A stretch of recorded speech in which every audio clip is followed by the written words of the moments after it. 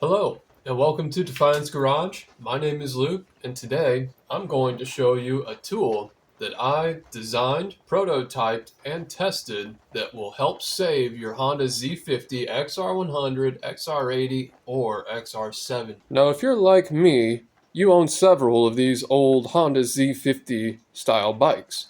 Or perhaps you own several of these Honda XR70, 8100 style bikes. In case if you don't know, these bikes have been around for a pretty long time, and they have had a really big part in the whole pit bike industry. If you haven't seen one of these yet, or haven't ridden one yet, you might be riding some other kind of pit bike or a Chinese manufactured one. Almost every one of them uses something that's very close to this initial design.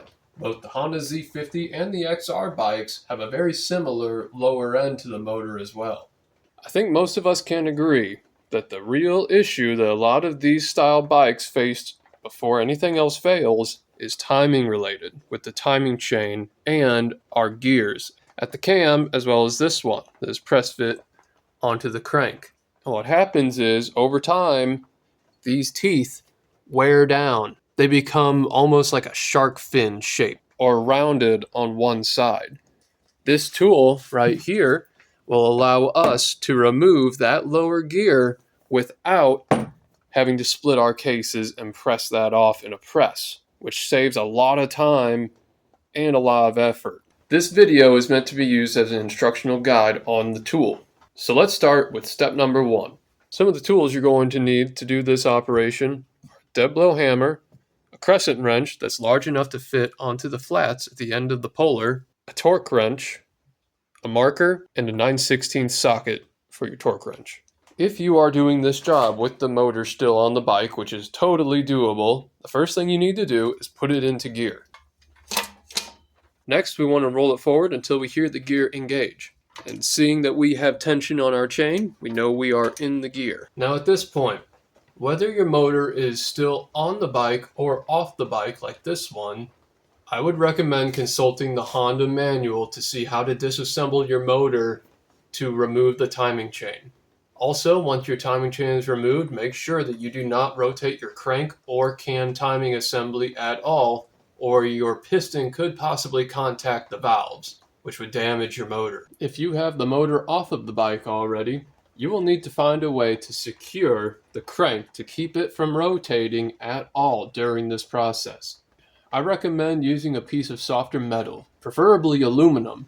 Put it between the rod and the aluminum cases of the motor, and then rotate your crank until it is up against that aluminum piece, and make sure it stays there. This motor that I'll be using for our example came off of another Honda Z50. The motor is in fact very ugly, and it is locked up, but it will still work just fine for this demonstration purpose. And here is the puller tool that we will be using.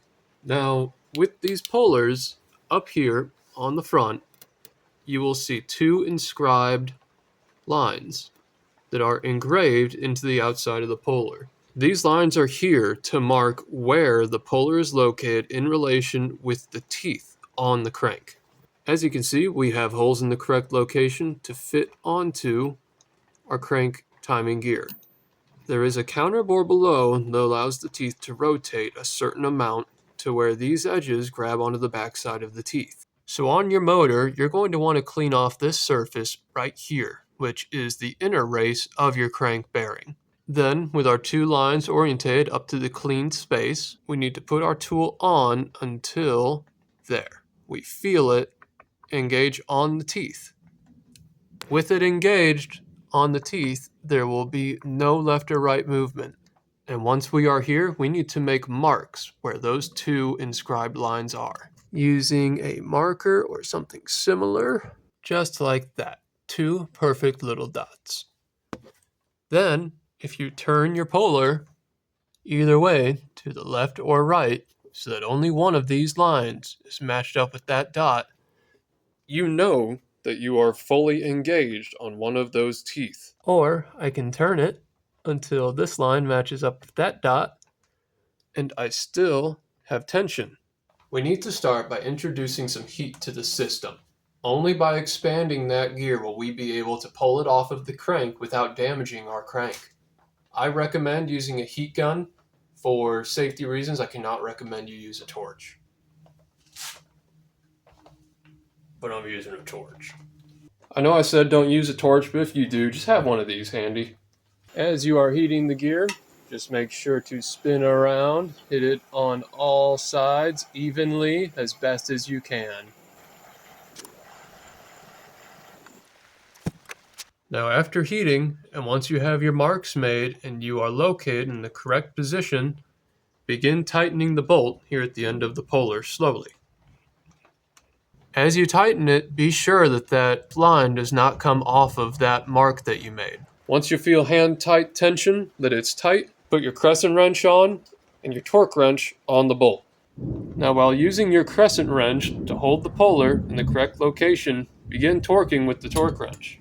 Once you begin tightening the bolt on the end of the puller, only go a quarter of a turn at a time and keep checking back on the two lines on the puller to make sure it hasn't moved off of the mark that you made on the crank. As you do this, keep an eye on your torque wrench as well. You should not exceed 35 foot-pounds of force. If you do bind up and have to go over that amount, stop what you're doing, take the puller back off, and reheat your gear. Add more heat to it, make 2 more marks, and try again. Patience is the key here. Now as for the XR80, the process is exactly the same. The only difference will be you make the 2 marks on the edge of the motor casing. Just line up the 2 lines on the puller with that, make sure your crank doesn't move, and you can extract it the exact same way. And now here is our Z50 motor with the gear removed, and here is our new one to go back on.